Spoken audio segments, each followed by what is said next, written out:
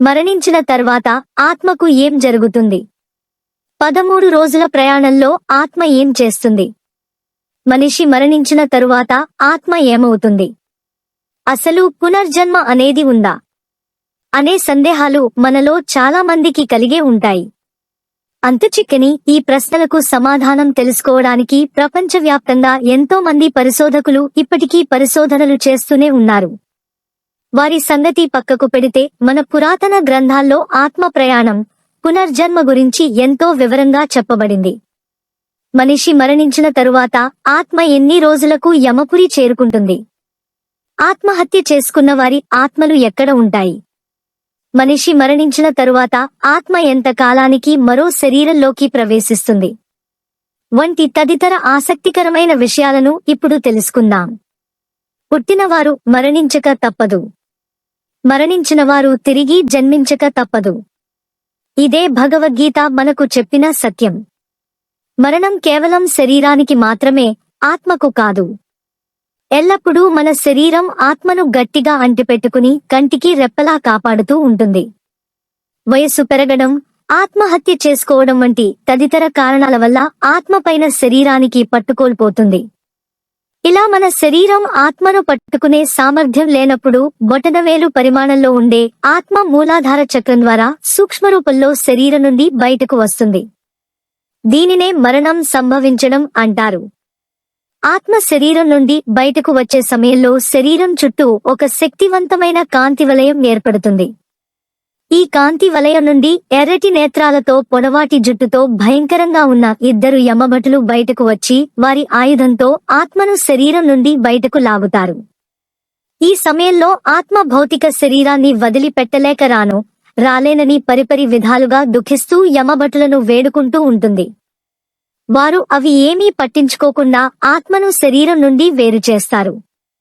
శరీరం నుండి బయటకు వచ్చాక కూడా శరీరం మీద వ్యామోహం తీరక మరలా లోపలికి ప్రవేశించాలని ఆత్మ చాలా ప్రయత్నాలు చేస్తూ ఉంటుంది. అందుకే మరణించిన తరువాత శరీరంలో కొన్ని నిమిషాల పాటు కొద్దిపాటి కదలికలను మనం గమనించవచ్చు.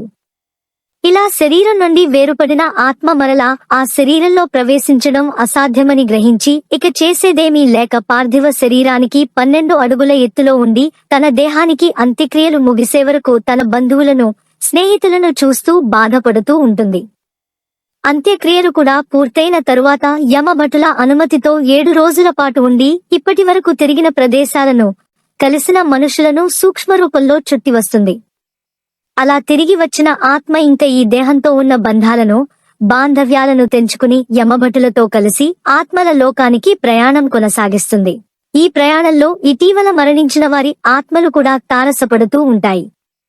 మరణం తరువాత ఆత్మలు లోకానికి చేరుకోవడానికి 13 రోజుల సమయం పడుతుంది. ఈ సమయానికే మరణించిన వారి రక్త సంబంధీకులు మరణించిన వారికి శ్రాద్ధకర్మలను శాస్త్రోక్తంగా నిర్వహించి పిండ ప్రదానం చేయగానే ఆ ఆత్మకు పితృలోకానికి వెళ్లడానికి అనుమతి లభిస్తుంది. ఒకవేళ అలా చేయకపోతే ఆ ఆత్మ అక్కడే ఉండి వెనక్కి ముందుకు కదల్లేక శ్రాద్ధకర్మలు చేసే వరకు ఎంతో క్షోభను అనుభవిస్తుంది. ఇదిలా ఉండగా అకాల మరణం పొందిన వారి ఆత్మ ఏమవుతుందో ఇప్పుడు తెలుసుకుందాం. అకాల మరణం అంటే ఆయుష్ తీరకుండానే మరణించడం అని అర్థమన్నమాట. అంటే ఒక వ్యక్తి ఆయుష్ 75 సంవత్సరాలు అనుకుంటే అతను 25 సంవత్సరాలకే ఆత్మహత్య చేసుకోవడమో, యాక్సిడెంట్ వల్ల మరణిస్తే ఇంకా అతని ఆయుష్ 50 సంవత్సరాలు మిగిలిపోతుంది. ప్రతి వ్యక్తి పుట్టినప్పుడు గత జన్మలో చేసిన పాపపుణ్యాల తాలూకు కర్మ ఫలాన్ని ఈ జన్మలో కేటాయించబడిన ఆయుష్ ప్రమాణంలో తప్పనిసరిగా అనుభవించాల్సి ఉంటుంది. అది పాపమైన కావచ్చు, పుణ్యమైనా కావచ్చు.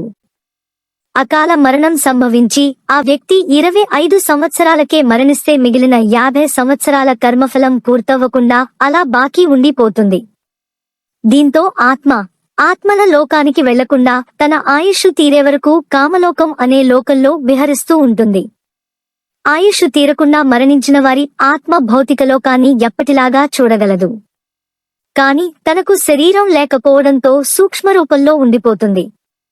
ఇలా తన ఆయుప్రమాణం తీరే వరకు తను బ్రతికి ఉండగా తిరిగిన ప్రదేశాలు, మనుషుల మధ్య తిరుగుతూ ఉంటుంది.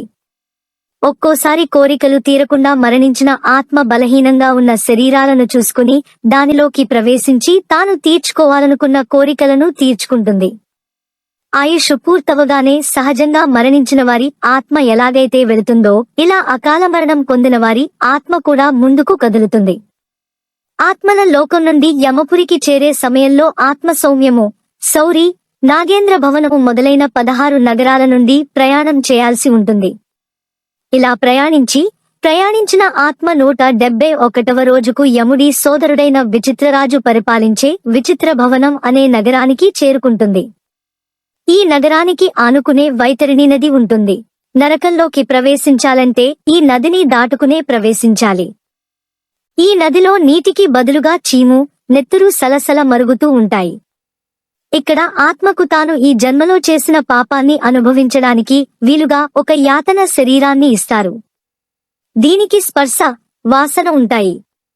దీనిని అగ్నిలో వేసినా నొప్పి తెలుస్తుంది. కానీ భస్మం కాదు.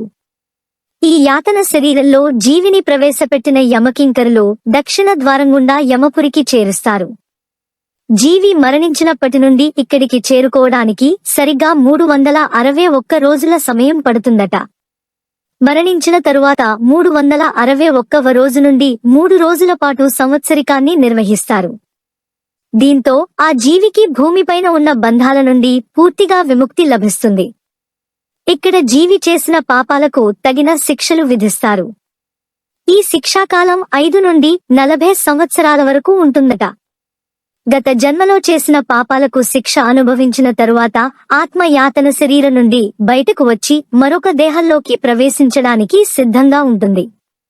ఇక్కడే ఆ ఆత్మకు తన తల్లిదండ్రులను నిర్ణయించుకునే అవకాశం ఉంటుంది.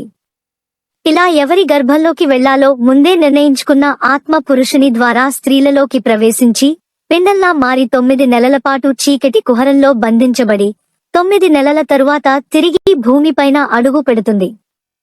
మరు జన్మనెత్తిన శిశువుకు గత జన్మ జ్ఞాపకాలు 40 రోజుల నుండి 4 సంవత్సరాల పాటు ఉంటాయట. అందువల్లే పుట్టిన బిడ్డ అకారణంగా తనలో తానే నవ్వుకుంటూ ఏడుస్తూ